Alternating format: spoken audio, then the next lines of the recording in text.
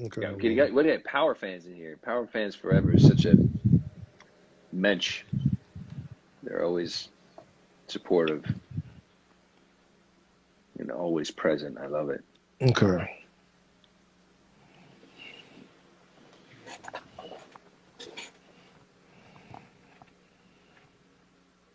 You seen anything?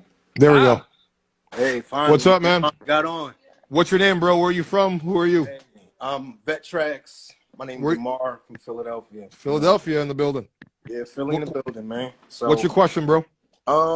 first off, I was the one that said, how does it feel to be on one of the biggest shows? Because in the urban community, like that was one of the greatest shows that actually happened out here, man.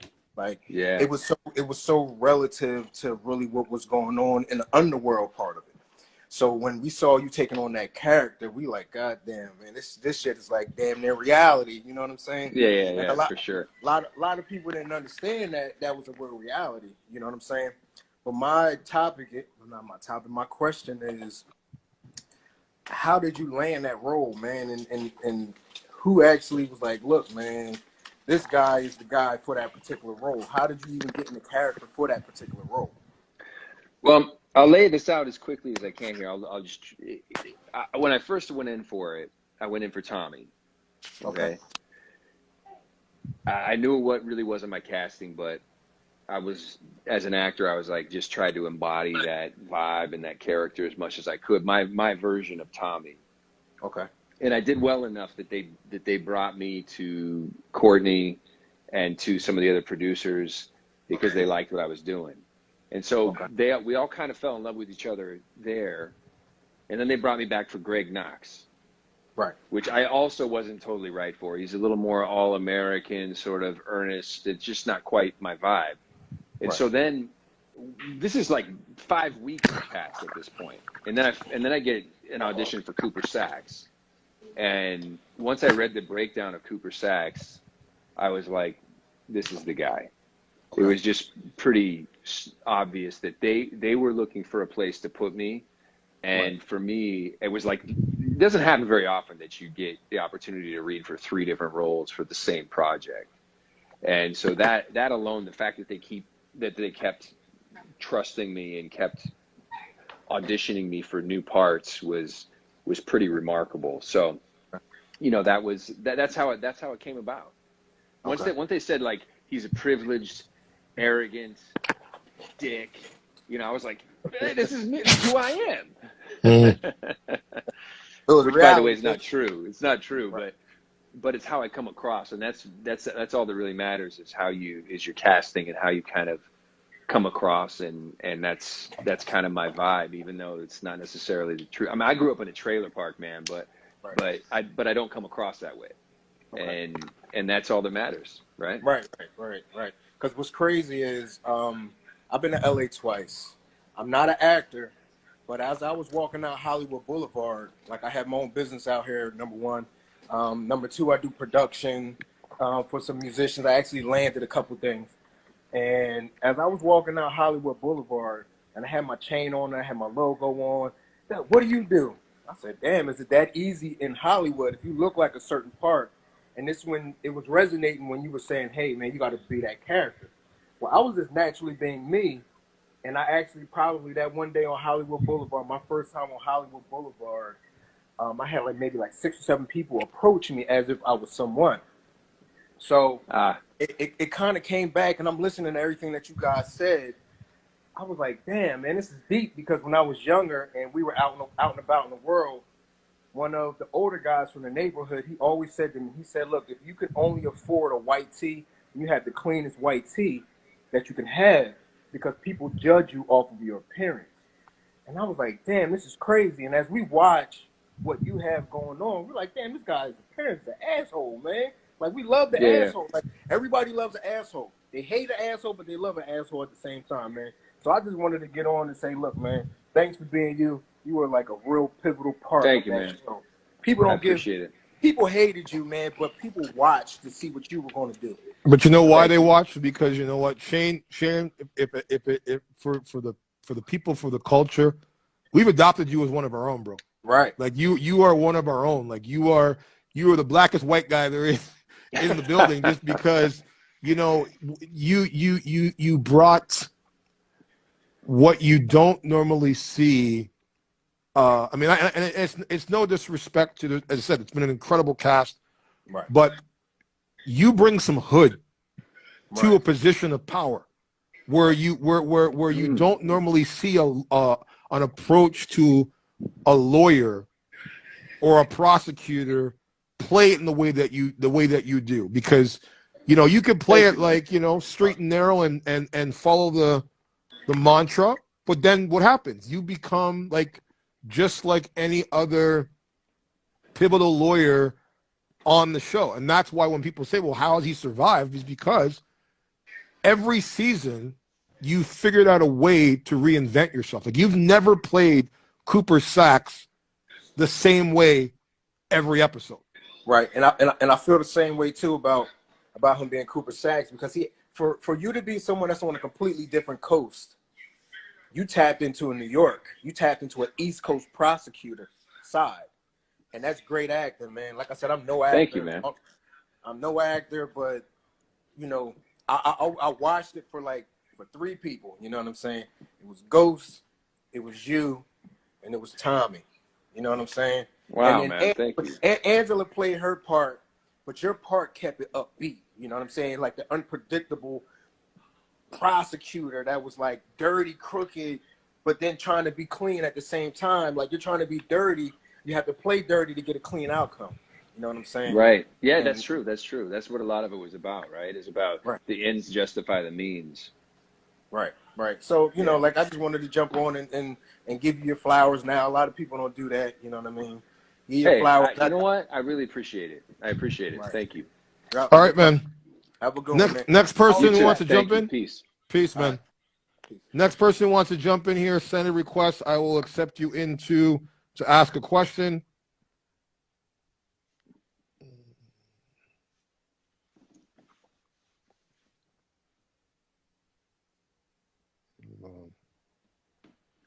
My favorite comment was probably that first one I saw when they were like, "Man, you're old." Motherfucker, who said that shit? Okay. That's funny. Guys, if you want to send a request,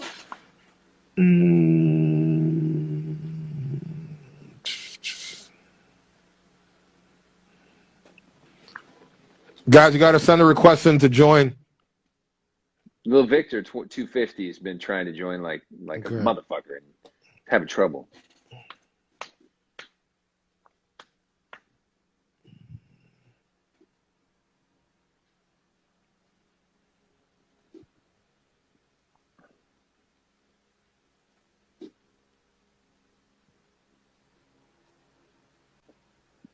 They won't let him. Do I regret being mean to Angie? I mean, I don't really regret it because that's not true. I actually do regret it because I feel like her death is kind of on me to a degree. I kind of left her out there in the wind. But it's kind of her fault. She turned me down. I offered to have. Okay, I figured out. Hold on. I actually figured out I can. She turned me down. Little Victor, I'm going to send you a request right now. Hold on. I figured out how to do this now. Okay. Oh, sweet. I can actually send them the request. See if he gets it.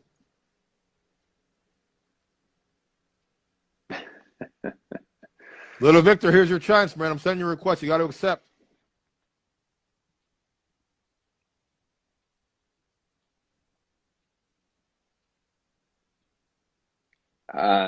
If it doesn't work, try sending one to somebody else here. Okay. Mind if I join after? So, because we have a couple other people trying here. Yeah. Yeah, you're right. She turned down Saxe's incredible offer, which is a mistake on her part because I was pent up. Like it had been a few weeks since I had had any. And so for her, it would have been just like, I would have made her night. And it was also a way for her to grieve the loss of Greg Knox. What's up, guys? What's up, man? What's up? What's your name, bro? Where are you from? My name's Jay. I'm actually from the UK over here, so. London, Oh, how you right guys doing with that lockdown, bro? It's terrible, man. It's terrible. I got a question, Shane. How would you say Cooper Sax's personality reflects you as a person as a whole? Because as I see him, he's the anti kind of hero in the show. He starts Right. off good, but then he's slowly progressing into this darker person. He's got motives to get his ways. And how would you say Cooper reflects you as a person? Well, I think that it's pretty complicated, really, because it's been so many. I mean, it's been 8 seasons at this point, and so you're right. Initially, Cooper was always committed to following the rules, right? Like he had a certain standard that he lived by, that he followed. He didn't break the law. He was gonna use the law to get what he was after and to climb the ladder. And then once he started seeing the ladder being climbed by people who were breaking the law and who weren't following the rules time and time again, and people getting away with shit that he knew that they were guilty for, it's just like after a while, it just started to feel like, I think Cooper started to feel like, this fucking world doesn't make any sense. No, I understand that. And the only way for me to get anywhere is to kind of like compromise my own set of ideals here. Like I can't, if nobody else is going to follow the rules, then I can't either. And I so, feel like Cooper know, kind of had to feel like he had to play some foul play to reach his goals, some totally bad things. But at the same time, the thing is that he always knew that, like, I never broke the law or bent the rules unless it was to service justice, right? So like even when I was planting evidence to try and incriminate Ghost, it's because I knew It was he for was all the guilty. right reasons. Yeah, I knew he was guilty. Now, granted, what I was doing was breaking the law, but it was like, yeah, but this guy keeps sneaking, he keeps kind of slipping away through my fingers because of like bullshit. And so I try to like set a trap, No, I'm not yeah, saying that the ends justify the means, but Cooper Sax feels that way. He's like, no, you know what? of course. And then I also feel like there's a weird power that comes with once you break the rules and you see that it's easy and you can kind of get away with it and you maybe get a little traction, that the second time is a little easier and the third time is a little easier. And then after a while, you're like, yeah, you know what? Who cares? No, I mean, I completely understand where you're coming from, but it's just, I don't know. I mean, towards the end, personally as well, when you're all gearing up to go kill Ghost, you've got Tariq, you've got you've got Angela's sister, you've got Rashad going in. Personally, for me, I couldn't see you killing him at the end if it was going to pan out that way. I just couldn't see it because I felt like Cooper was just, he had like a moral compass thing going on where he was like swaying back and forth, but I just couldn't see him doing it. But then I couldn't see it being Tariq or Tommy either. I thought it would more be Rashad for political purposes. He had the most motive at the end. And it didn't make sense for me for you to do it. And I love the show. I just wanted to say hey, but I do have to rush off. But I just wanted to let you know, props, man, because honestly, as a character, there was no one better for it, honestly. Thank you for coming in. And London's my second home. That's where I trained, No, so, nice one, bro. Thank you, man. Thank you very much, guys. Peace See you out. later. All right, be well. Next person here. Hold on.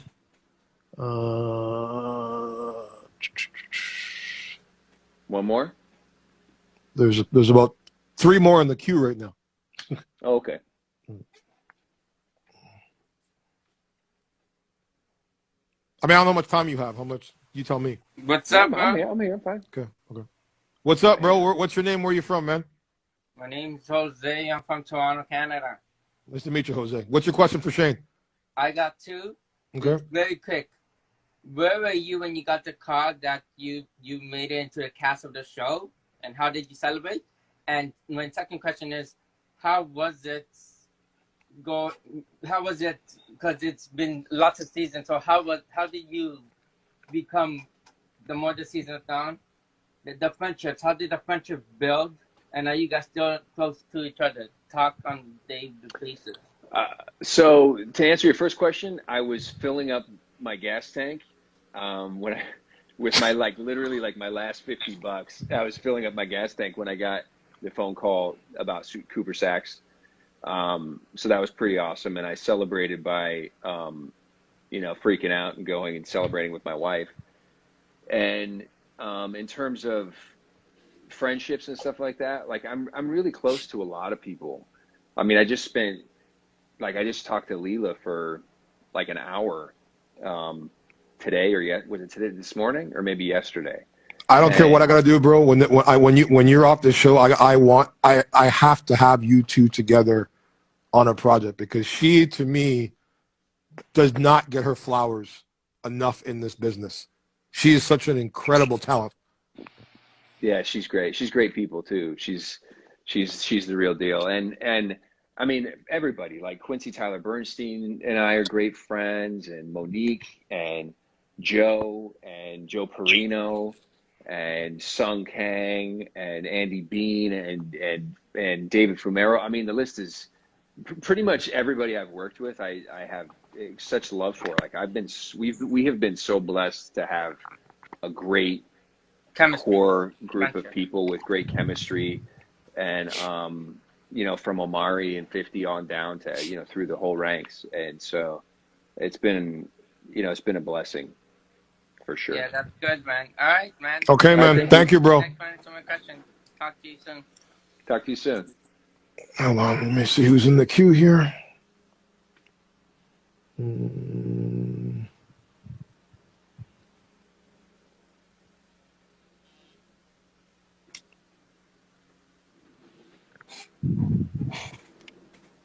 Hey, what up? What's up, man?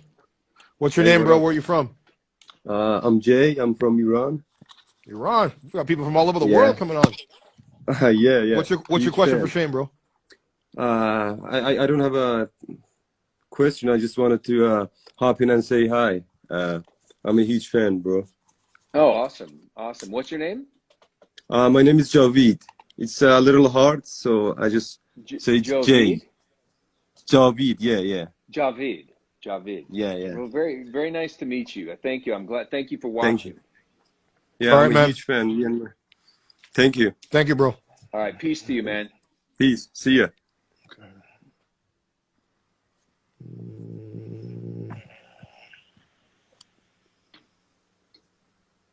I like that wall behind him too. It's got some cool tile going on there. My Scarface, sir?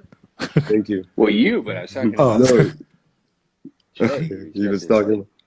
Yeah. Okay, man. You got it. It's pretty badass. Yeah. Thank you. All right, bro. Peace. See ya.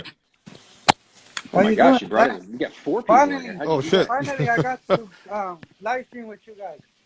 What's up, man? What's your name? Where are you from? Thank you for inviting me. I'm from Chicago. My name is Victor. I have 2 questions. Okay. So for Zen, how does it feel to be in the biggest show of your career? And my second one is, when people see you in public and they notice you, how do you feel when people be like, can I take a picture with you, or talk about your career, how you started? Listen, if it feels wonderful to be on the show, and it's been the biggest blessing of my life to be part of the show and this whole power universe. And when it comes to people on the street, man, I just feel grateful. I'm happy to take pictures. I'm happy to talk to people, because the only reason I'm where I'm at is because people care and people are passionate about the show.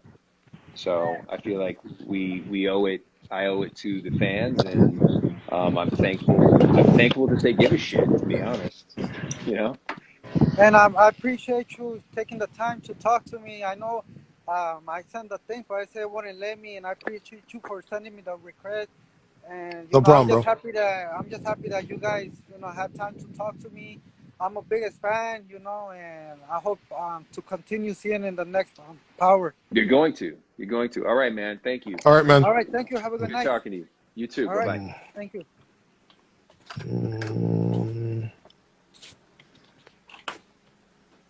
Let's see here. Casey. Casey underscore 16. I'm dropping you in here. You got to pick up.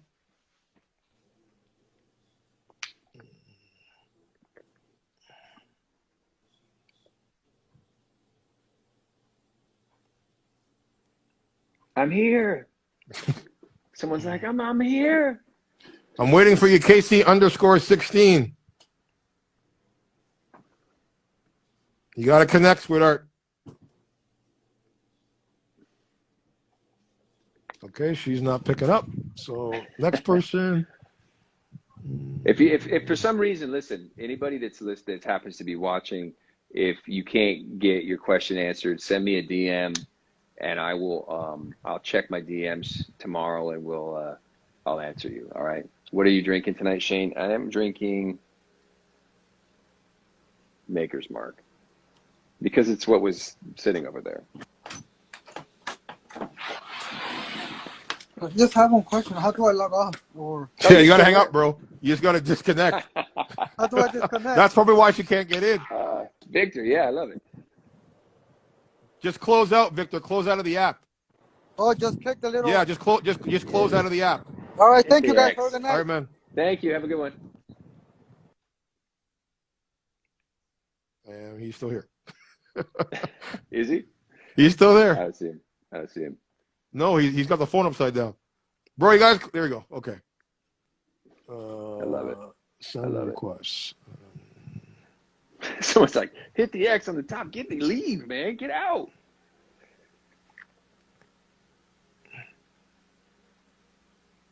Casey. Okay. Waiting for Casey. Trisha, I'm sending you a request, Trisha. From Ghana. Roxy from Ghana. Thank you.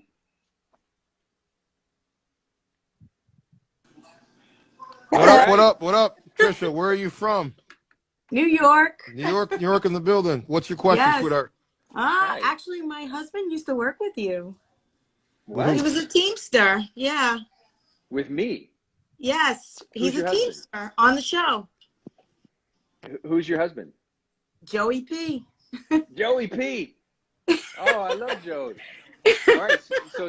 So Todd, hi, how are you? Nice to meet I'm you. okay. How are you? How I'm are good. you? I'm good. He misses you guys. Is he there? He's in bed. You know, Teamsters got to be in at 3 o'clock in the morning. Yeah, no kidding. No kidding. Especially on a Monday, right? Yeah. Yeah. He's working on a different show right now on Gossip Girl. After COVID, they didn't call him back. But yeah, That's too I bad. just wanted to say hi. Well, hi. Hi. Thank you for calling and say hi to Joey for me. I will. Absolutely. Thank you, hon. All right. Well, Take thank care. you. Have a good one. You too. Bye-bye. Invites here.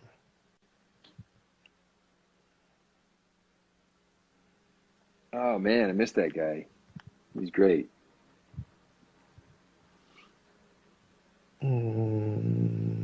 Always good energy, man. We have some great Teamsters on our show. We've had some great drivers. That's a good gig, too.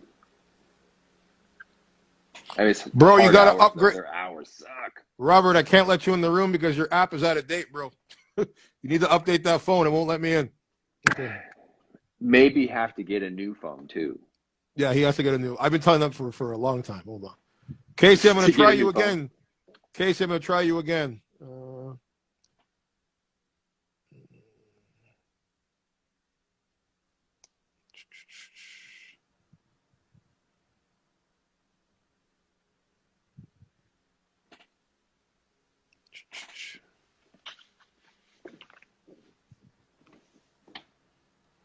Okay. So you have is this, who's actor B. Creighton? He's the one that's... Yeah, he's on the show. He's my buddy. Rob, He's on Rob Creighton. yeah, Rob. He's on the show Young Rock with The Rock. Yeah. He plays Warren Sapp on the show. Oh, damn. And he's having trouble getting on, huh? Yeah, because his phone's outdated, so it doesn't. When you have like an older phone, the He's got iPhone, like an Instagram, iPhone 3. probably. Finally. What's up, sweetheart? Hi. What's your name? Where are you from? Hi, I'm Casey. I'm from Boston. Hi, Boston in the Casey. building. Mark Wahlberg country. Yes, yes. What's your question? I have a couple. What was your favorite scene to film? Well, my favorite scene to film was probably the scene where they almost killed me Yeah. back in season 6, where they had the bag over my head. It was just a lot of fun to shoot that scene. I've, that from Power, that was probably my favorite scene to shoot. That was hilarious. I also really liked the aftermath of it, where I was kind of, I got the gun and I was sort of like, I think you were probably as an audience going like, oh my God, is he going to kill himself? Like, what the hell's happening? Because I was about to get, I was getting fired. I might go to jail. I mean, it's like all these things that were swimming through my head. It was the most complex, pressurized moment for my character that he had in the whole series, I think I felt bad for your character the most, but your character honestly put me in the most suspense for some reason. Oh, I that's love awesome. your character. That's awesome. Who helped you with your character development the most? Because your character did go through a few changes. Yeah, I would say that's a combination of Courtney crafting, the whole story arc ahead of time and talking to me about it, and the other writers, because stuff jumps out at you, like in Ghost when they introduced my family. Yeah. It was weird because even though it happened 7 years in, it totally, looking back at Power, it kind of informed my behavior throughout the whole series. Yeah. Even though I didn't really know that they existed like that, it just kind of justified like, oh, that's why he's like this. That's why he's bent and twisted and driven and feels, what he feels inside, because he's got these assholes that are putting this pressure on him. Because it's interesting too, because I'm basically a public servant, right? Yeah. I could make so much more money going and being like Davis McLean. But instead I choose to, and I have money. Clearly my family has money. So the fact that I choose to be a public servant like this is like, I'm trying to prove something, I'm trying to prove something. And I just fail. I fail miserably. Nancy fails. Nancy fails miserably. All right, sweetheart. Thank you. Thank you. Good to talk to you. Bye. Shannon, I don't know if you have to go. I don't want to keep you much longer, bro, because I know it's been keeping you here for a while. If you want to take another question, we can. Let's do one more. Let's do one more and then call it a night. Okay.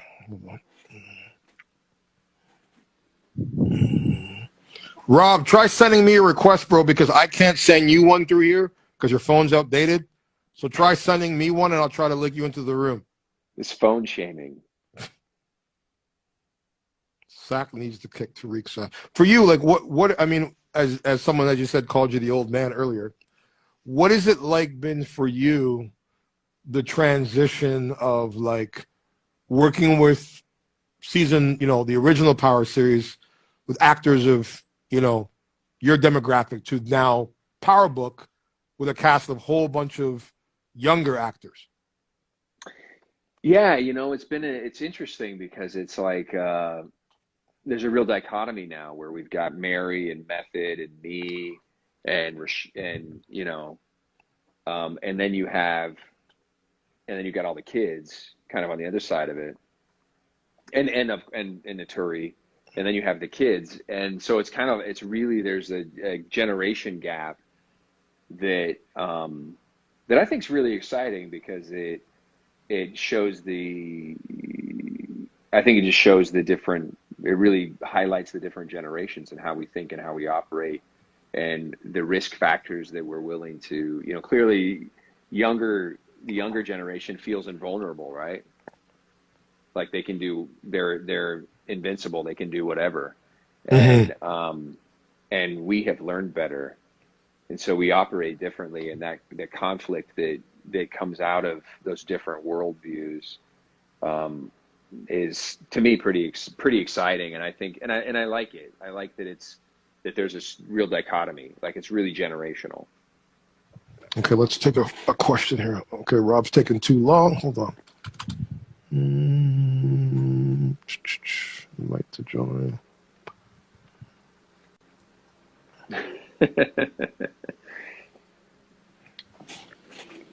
Okay, Rob, I'm actually thinking it's probably going to go through this time, bro.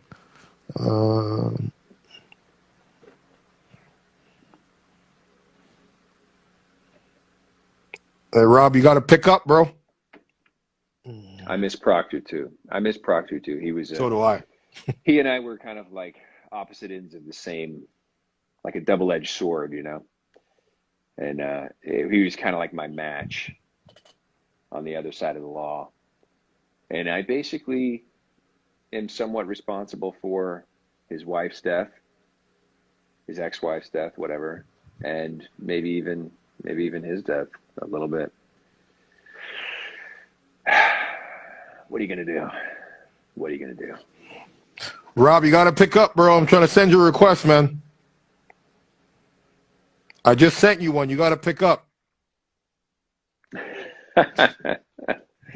It's not gonna happen, Rob. Rob, come on, man. Okay. How about T Trice?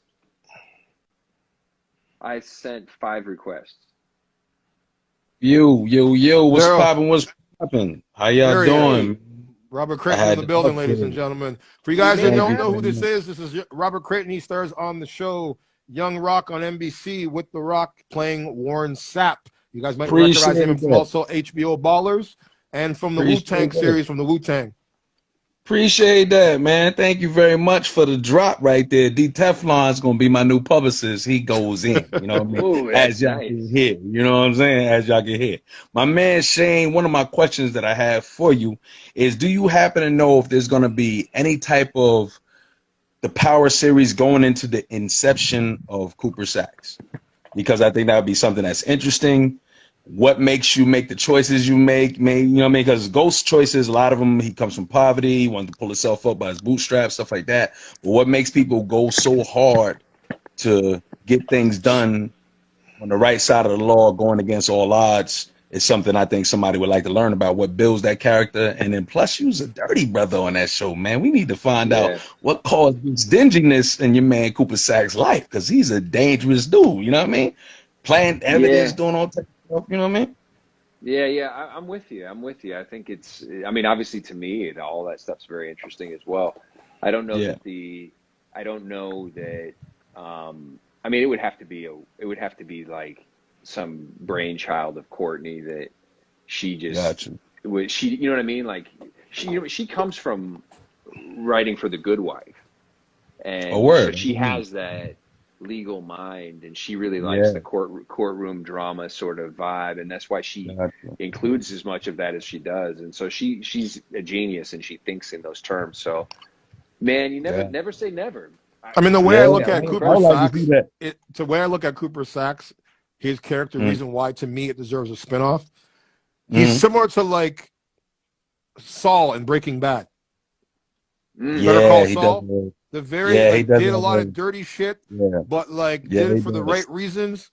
And, and I think to me, like the evolution of Cooper Saxe was the moment that he was crossed between a situation of killing ghosts with that gun, because it was almost to the point where, like, when you push someone to the point of survival, the different survival is there's street survival, but then there's personal survival. And Cooper being the person that tries people who have made mistakes in the worst 5 minutes of their life, I think in that situation, when he knew the cops were coming, he knew he was facing going to jail. He knew that he had to now think about all the decisions that he had made leading up to that moment. And here's this fucking guy about to get away again with doing the wrong thing. And he's been doing the right thing. And I think this is where it's great writing for Courtney, but it's obviously great material for an actor, is that we've all been in that situation in life where we have to make a decision on something that what's right, what's wrong, what's good, what's bad. And then you're sort of forced to say, okay, like the lesser between two evils. Like, for example, you're a family man, Shane, you have kids. If somebody was threatening your kids, You would do whatever the fuck it took to protect your kids. You wouldn't be thinking about the consequences.